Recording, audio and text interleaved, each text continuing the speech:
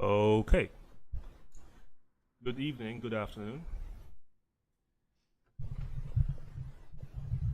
We're now back again at this business. Today we're going to continue with Chopin Nocturne, Opus 15, number 1 in F major. Before I turn to the score, I would like to just make a few reminders of what the work that we're dealing with.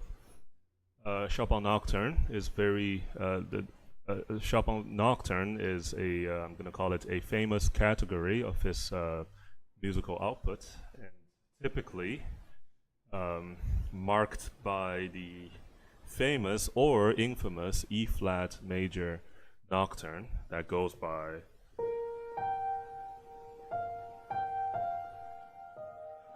which I don't know whether it is the most recognizable or not. At least I don't think it is to me.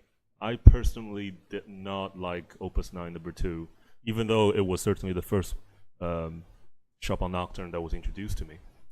So I'm just going to this work is a nice bridge between let's say the popular listeners and the serious musicians. It would be a very nice segue from the E flat major nocturne into slightly more serious work. Now, Opus 15 number 1, the one that we've been focusing on, we've only gone through the fact that the first line, the opening line, usually should be the most memorable line out of the entire piece, is made up of very singable tunes. So, since we're on the subject of this, we can also test out our setup here. I'm going to click on score discussion and see how it goes. Okay, very nice. So this actually transitions well into the score. Okay, fantastic. Just for those who were just tuning in, this is Opus 15 number 1. I will just play the opening line, the opening first two lines again. Let me zoom in. And quite frankly, that's all you need. That's all we need for a nice discussion. It's just whatever is on the board. Before I play a little bit, it says semplice e tranquillo. Semplice means simple, as in maybe unembellished, probably will be the word. And tranquillo, so that will be a very close English word, tranquil, so very quiet, very soothing. Yes, no noise. Um, this is to follow the opening line, the opening tempo marking andante cantabile, which I think is a nice compliment. Andante, walking pace. As sort of the analogy that we made yesterday was: are we just walking past a tranquil church where we heard the tranquil themes sung by the nuns? Or maybe a group of people, as we also noticed that there is a left-hand accompaniment. Which in turn led us to also observe that the left hand is also marked sempre legato. So always connected, right? Legato means it's one note is played right next to the other, connected. So always connected. Um, I think that's actually a lot of instructions for us to follow. Now, if I happen to deviate, then please blame my pianism. It's not high up there. Um, the other thing is, usually we thought of nocturnes as heavily pedaled. Um, they sound always sustained. It's always this ethereal, um, floated feeling of a nocturne, such as.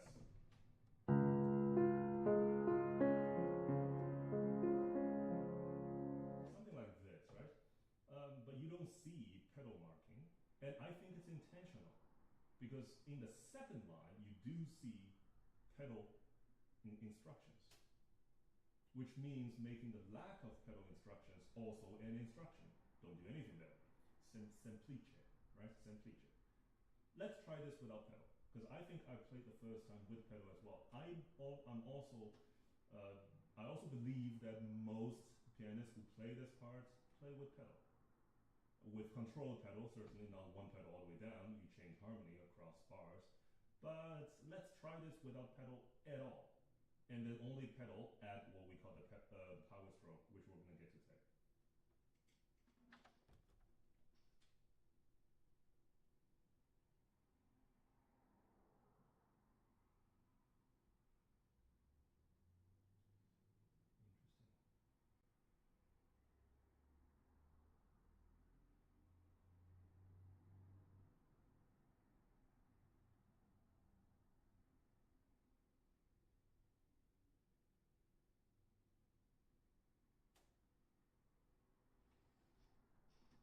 Okay, I just realized that my voice is actually not heard. I just have a feeling. Yes, because this doesn't have my mic in the mixer. Exactly. Okay, that's the trouble. Check 1 2. Check. Check 1 2. Check 1 2. No, not there. Okay. Well, always these type of problems need to be fixed. Desktop audio device. Yes. Source.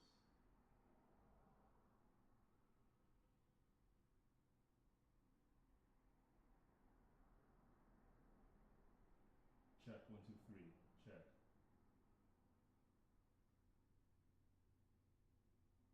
Check 1 2 3. Check. No, you don't hear me.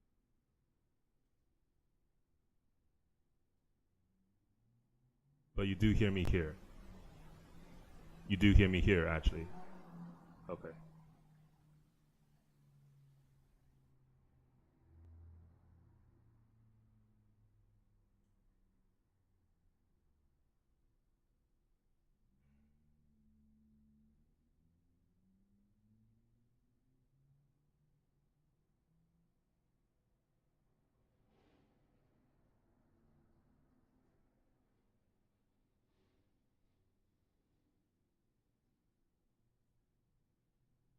Okay, so are we better now? Yes, we're actually better.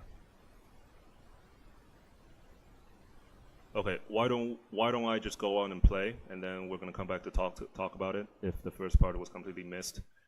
I'm sure that the pencil mics far from my voice is going to be it's not going to be helpful.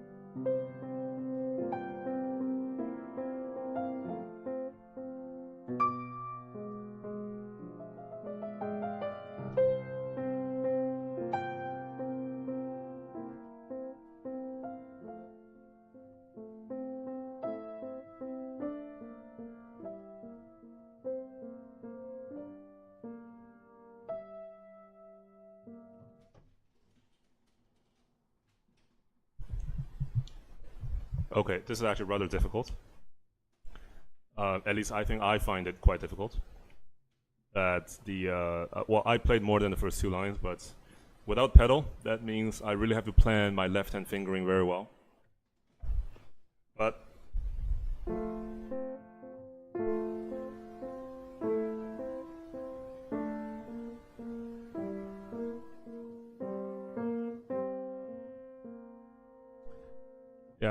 yeah, this is a very useful part to actually think that even though you're eventually not,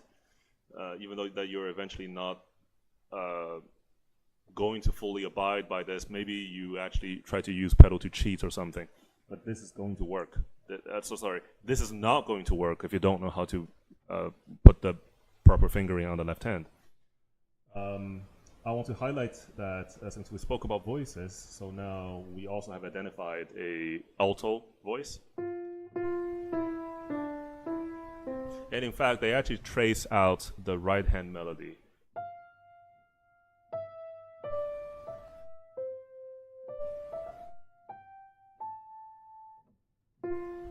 So if I play them together,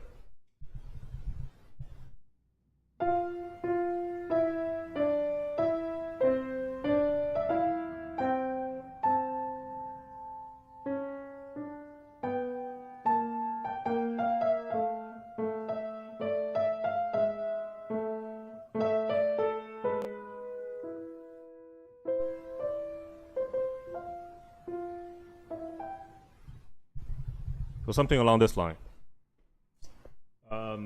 This is important. This is important because you have unison parts, so this makes sense also for sopranos and altos to sing in unison at times, but also think of the alto singers as viola. I mean, it's not an exact translation, but I think they serve their function as violas.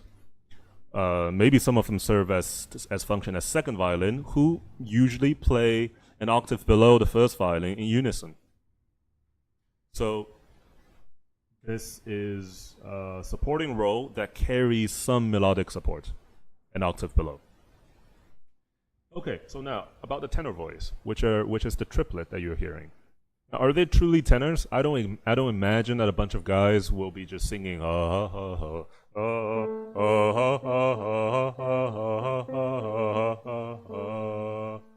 am I?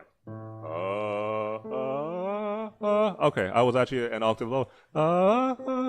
Okay, excuse my voice, but I mean, this is also either not my range nor is the strength of my musical training, but.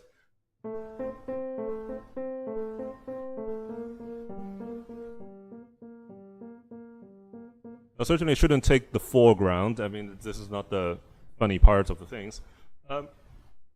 Try it. Just try singing it without sort of losing yourself, beating yourself down with, I really want to sing smoothly, sing in full legato, but I'm unable to because of the repeater note.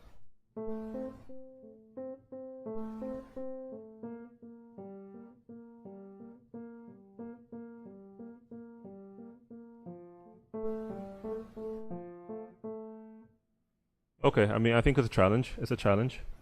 I mean, that's why this is good and this is difficult, and then this is. I think this is also helpful to notice these things. So the bass will have a hell of a time because the bass will just be doing.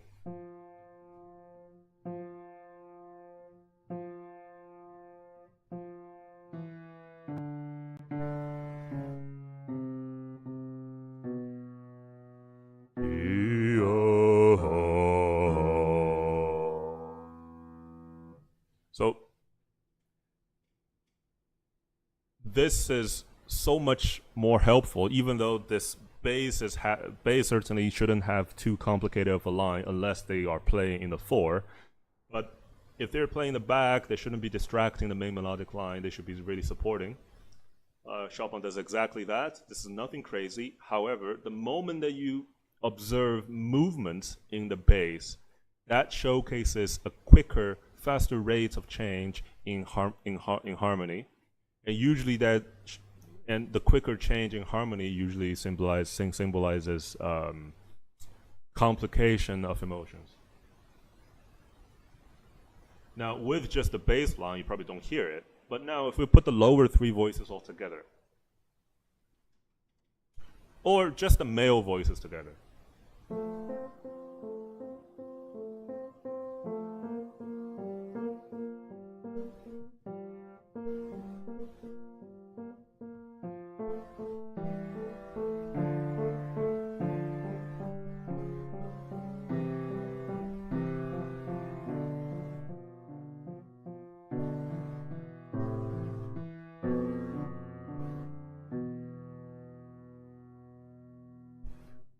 I don't particularly like the way that I treat it with this with the repeated notes, but you get the idea that the change in terms of harmony, the bass line's undulation, is more frequent in the second line.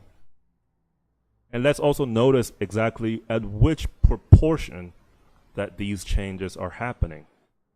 If we look at the first two lines, we have a total of 8 bars, starting with measure 1, measure 2, measure 3,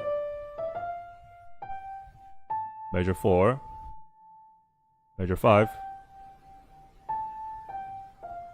measure 6, 7. Okay, so think of this as 2 lines in a poem or something. Now maybe when you're introducing when you're composing your poem, you try not to let all the fireworks out, especially considering that this is a nocturnal poem, if you will. Then it should match the sort of the conventional characteristic of a nocturne, so that it doesn't start with all the fireworks. And he didn't. Semplice, easy to go with. But where does sort of the firework, let's say the relative firework, starts in the first 2 lines?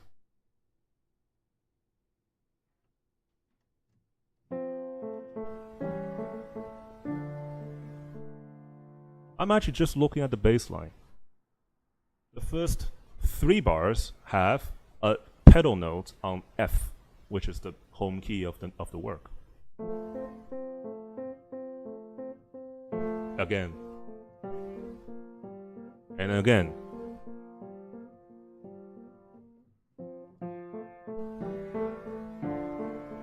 Okay, so it happens at the 4th bar.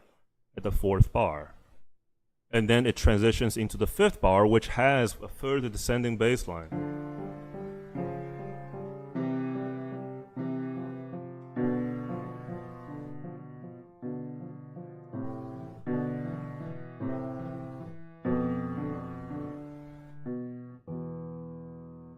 So if I want to calculate proportion of this whole thing, it actually starts at half. So all the fireworks starts at the half of the phrase, about the half of the phrase, but then it extends into the later 60-70% of this. I usually don't try to comment on sort of such, what would be the word for it, cliched proportionality argument. But somehow there's always a nice argument about having the golden ratio as your proportion. So the golden ratio is actually 1.618.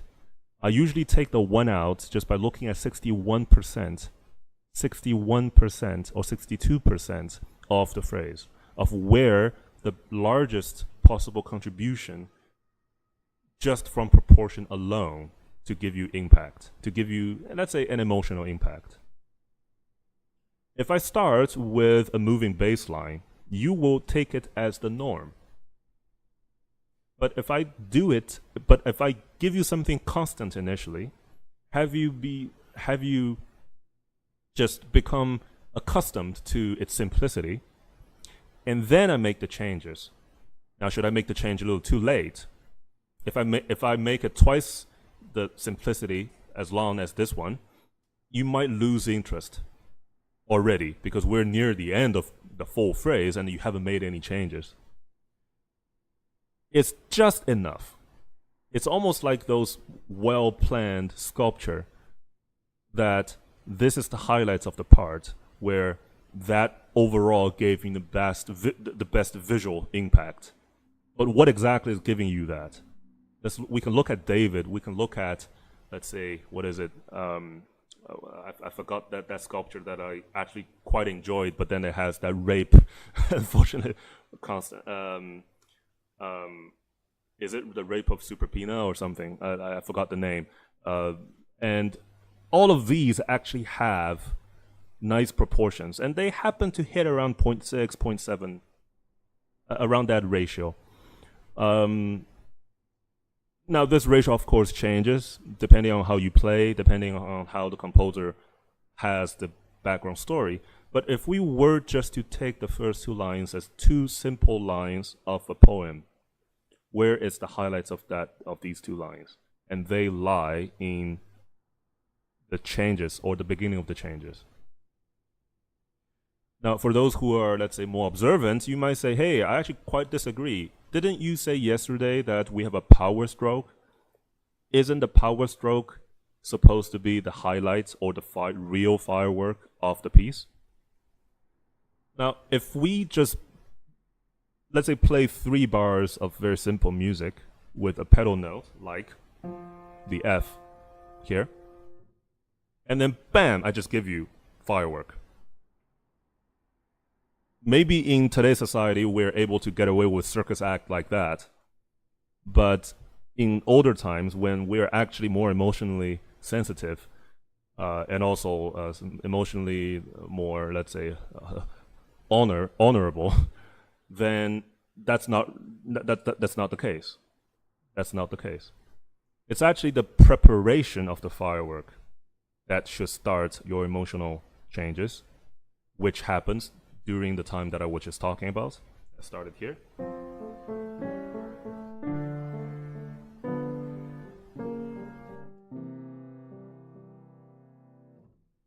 So the power stroke, let's just revisit it. I'm gonna play this again, and you'll see.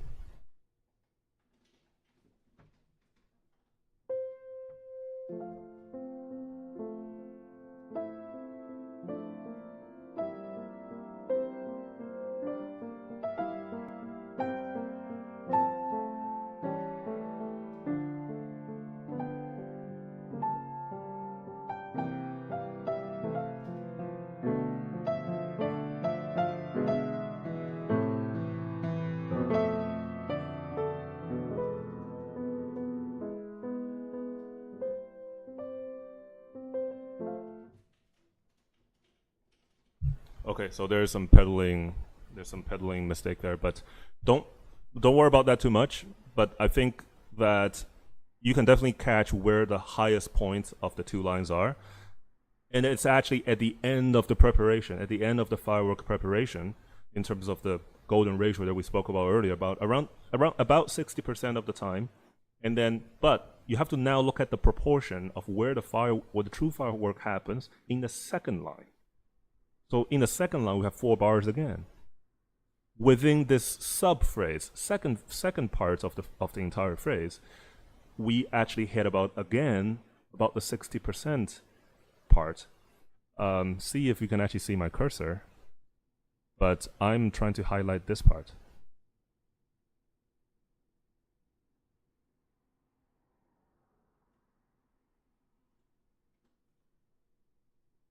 And this is where not only melodically it has the largest change in terms of intervals, because all previous intervals are all just right next to your face. It's very close. These are just like scale practices, but then they're melodic. They're like right next to you, but then power stroke. And this is also when the left hand, so left hand, if you start here,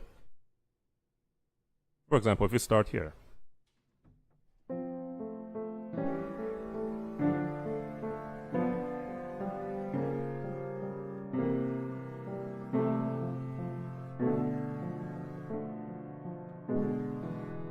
so I'll trace it out again.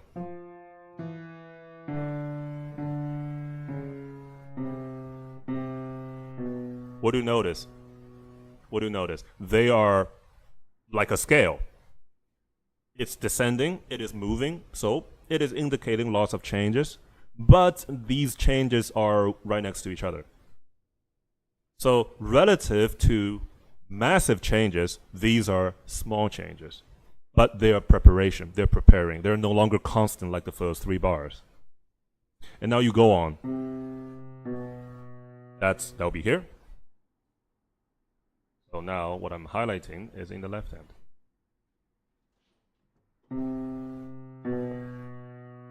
And then still stay same.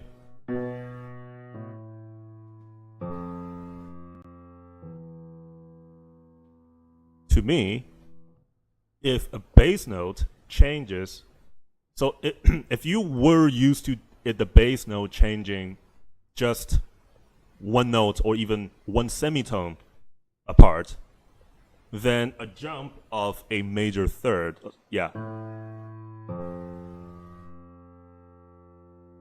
would be quite impactful. And let me play this.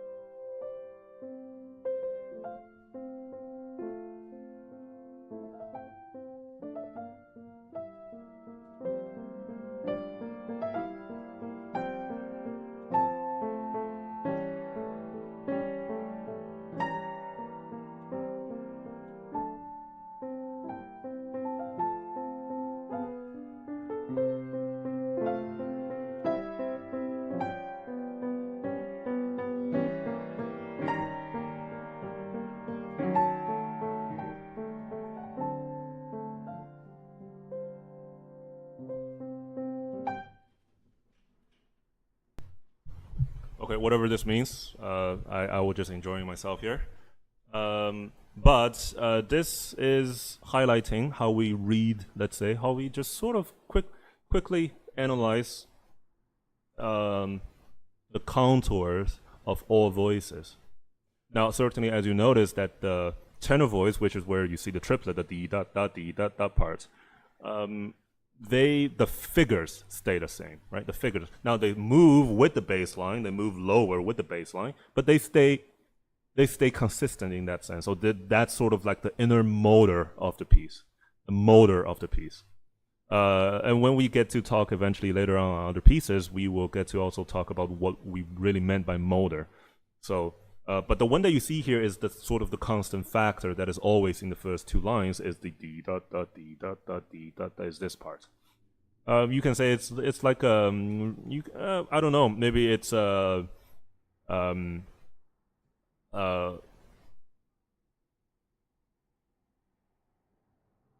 it is. I actually don't know how to describe it. I mean, it's not a boat ride. It's not like you're in a barcarolle or something. I don't think this is any barcarolle piece. I think it's also it's almost hypnotizing. It's almost hypnotizing probably is the word. That it is. It's that constant factor. But we'll talk. We can talk about this later on. It's not the main drive of the things here, even though we spoke that it relates to, let's say, the raindrop prelude, which is water related. I think this is water related as well. But let's put that thought. Let's table that thought. Okay, so we need to get past the first 2 bars because in section A we have a second part. So let's scroll down.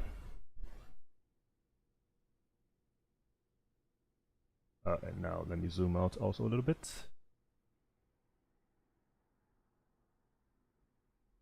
Okay, so this is the second part of the work. And I will do it again. I will play this again, and I will indicate where we start. So how about this? I will actually try to get a sense of how I start here. or maybe one bar before that. Yeah, okay. So I'm gonna start here.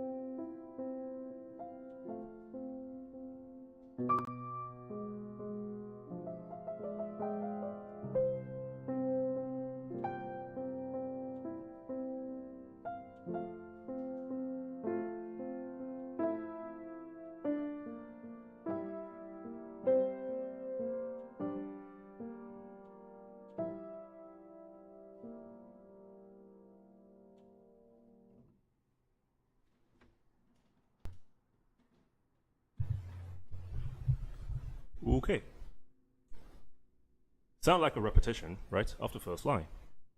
Especially when we start at what we call here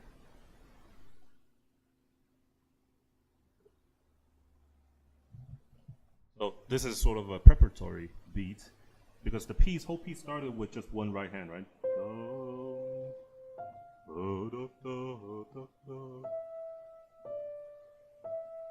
Right? I mean, this is how it started. So this is preparing to restart the phrase.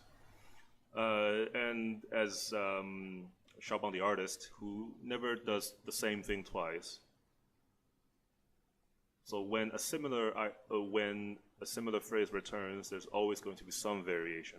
So you can see here, our line was da, da, dee, da, dee, da, dee, da, da. So that was the original line, unchanged. But here is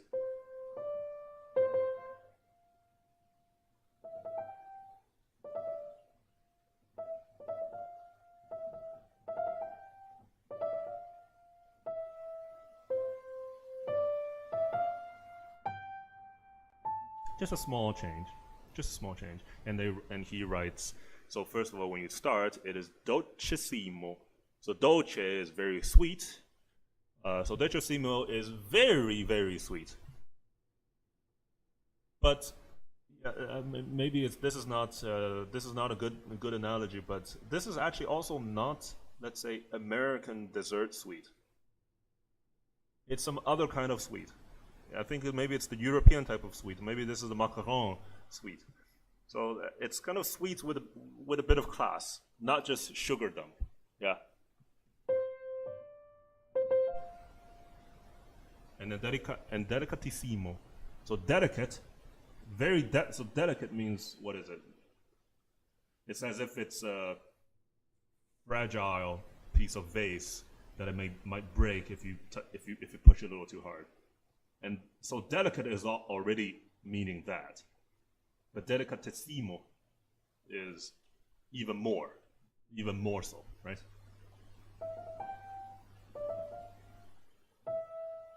And then the rest is the same. This is the highest point of the first phrase. But here also, if I repeat the previous line, it doesn't sound as great anymore. So you got to make some changes also exactly at where the preparation of the firework is. What's being done here is the left hand doesn't go down as the left hand bass note, if you compare. So I'm going to pull up here. So if you consider these, which is the parallel position here versus this position, you will notice that the bass position actually is now held at a certain note at the second beat. And this note is actually being held also into the development of the next phrase. And then you have various changes, but that highlights the difference. But these changes, they take place precisely at the same place as where we say the preparation of the fireworks. So now in the next line, in the repeated line, what are we doing? We now need to look for where the highest point is, right? Where the firework is in the second line. So let's hear the second line again.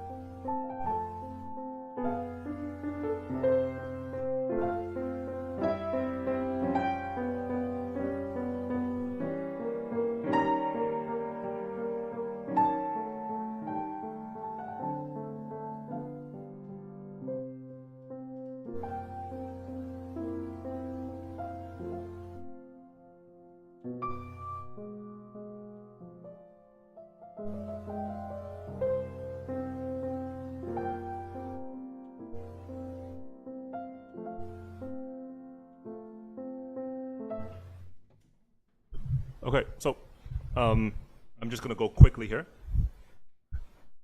The fireworks, I'm going to tell you first. I believe the firework of the second line is here.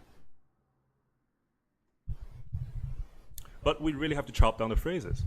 So first phrase, very clear, ends at the same place as before. Da-di-da-da-da. And now you go even higher because you need a place to go. And you need to be different from before because you're now conveying a certain different type of questions. And the question that I meant is actually from this line. So even to be even more precise, it is from precisely this chord. So hear this again.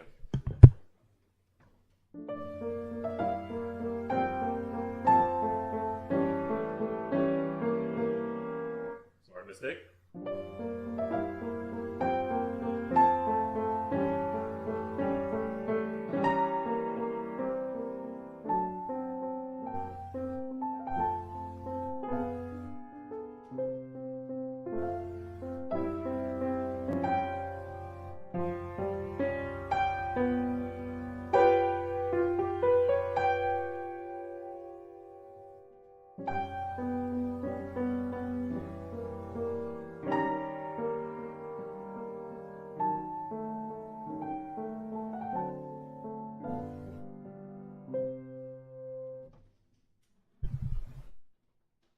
What I meant by question is there is tension. There's large amount of tension in that particular chord. From the previous two lines, so from exactly the parallel position above, which is, there could be, you can say there is tension, but not as much tension as the next one.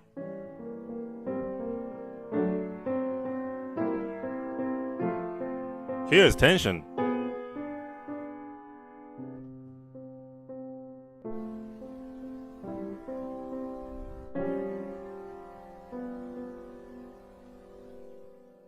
Now, I want to highlight there's one thing here. Now, this certainly ties with musical language, but it's all about feel. It's all about feel. When I hit this place,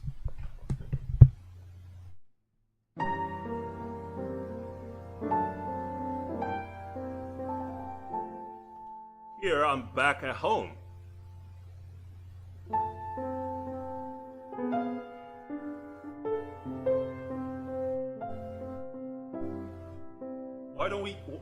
Why don't I just end here?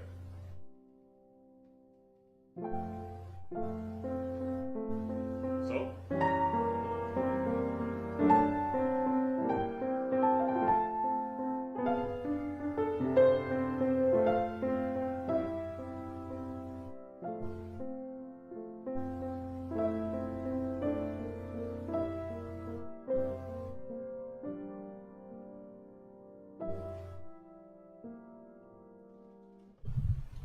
What I did just now was I began to ignore, sorry, excuse me, I ignored this entirety. I just started here and say I almost want to find home, which is go back to F major, which just took me directly here, and just to end the phrase, and then I can go on with my own business to go into the second stanza of my poem. But Chopin refuses to do that. He still wants to keep you interested in developing this idea, and that's why this is the first pivotal moment of the second phrase, and he tries to extend it. It's not just some 8-bar large phrase, and then you repeat it again, and then you go into section B. It's boring. You must, or any musician who is trying to study this needs to understand this type of proportion. So now this, I'm going to call it very curious harmony chord that appeared at the place of highlight. And notice that it is the dynamics of music is also developing into it, right? There's a large crescendo into it, and usually I actually play all my crescendo with a little bit of accelerando. And then with the decrescendo, I actually try to trace out the left hand harmony by actually slowing down a tiny bit. So think of the second line here as a curious observation that led to a question, but unanswered. So when you have a curious situation, you ask the question, what are you going to do then if you're still actively trying to search for the answer? You might go back to square one, which is how you observed the issue. Which is, now if you compare this line, or you know what, just compare these two lines. Like, don't look at the notes too carefully, but how similar do they look? How similar do they look?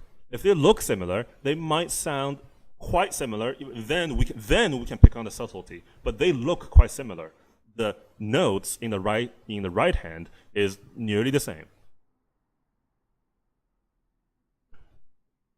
Now harmony changes a little bit, but we haven't deviated from the situation, the curious situation that needs to be resolved. And the resolution, in my opinion, it came with a surprising resolution.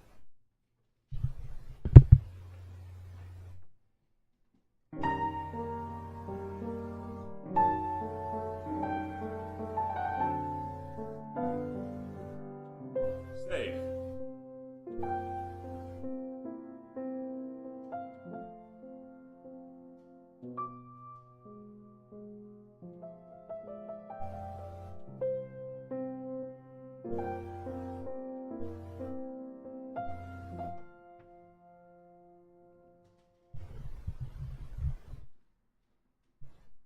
Is it an epiphany or not? I think that's up to taste, that's up to interpretation.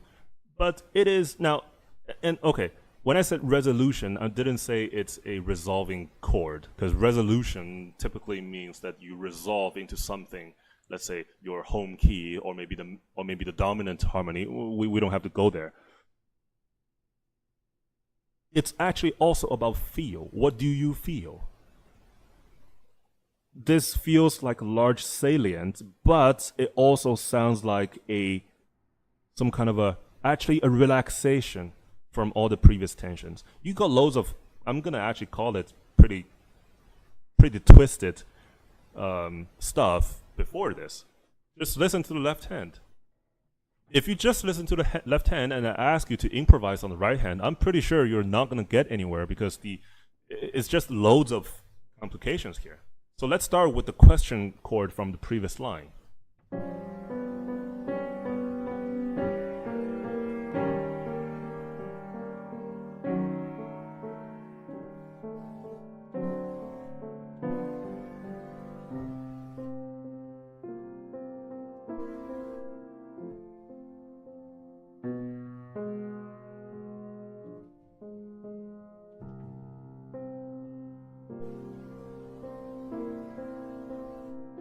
So certainly you hear the cool down after after the curious, surprising resolution. Not a resolution in terms of a chord, but just a emotional resolution. And that happens also with what? Some pretty high class sugar right here. Dolcissimo. Is it the same dolcissimo as before? Maybe you can play it the same way. But I get to enjoy this part so many times myself. Okay, so this pretty much wraps up the opening section A of Opus 15 number 1. We're trying to get past all the details, but there are certain fundamental details that I don't think are skippable. You must, in order to appreciate sort of the genius at a minimal level for the work of Chopin, you actually have to dig out the fundamentals. Just the fundamental, just enough.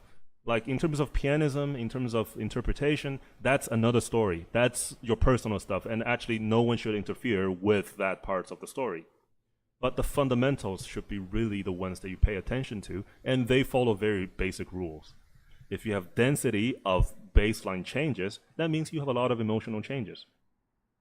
In particular, if you are also paired with a lot of harmonic, let's say, chordal changes, yes, then there is naturally a lot of emotional changes. When there is emotional changes, you either need to resolve them or you need to pause them and then introduce a new complication of such, let's say, a complication of such emotional twist. Whatever you do, eventually, let's say you want to resolve the emotional complication, sure, you do your conventional way, or you just go home, as in you go back to F major in some way.